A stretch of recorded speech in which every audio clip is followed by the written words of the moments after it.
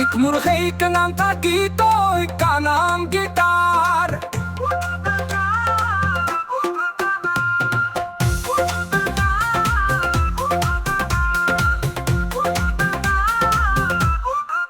एक मुर्गे की दुम थी काली, एक मुर्गे की लाल, एक मुर्गे की चोंच निराली, एक मुर्गे की चाल। पहना पटलू और नेकर, एक पहने शलवार, एक पहने अंग्रेजी टोपी, एक पहने दस्तार। एक खाता था काके और बिस्किट, एक खाता था नाम, एक चबाता था लौंग सुपारी, एक चबाता नान। दोनों एक दिन शहर को निकले लेकर आने चार।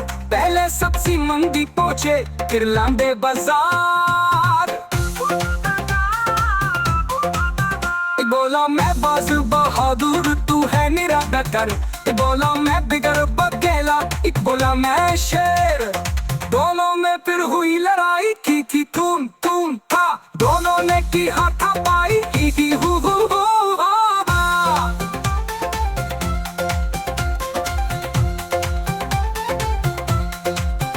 एक मुर्गे ने सीखू खाई, एक मुर्गे ने डांग, एक के दोनों पंजे टूटे, एक की टूटी टांग। थानेदार ने हंटर मारा, चूखे चू चू चू। टूट में गले लगाया, बोले कुकरू।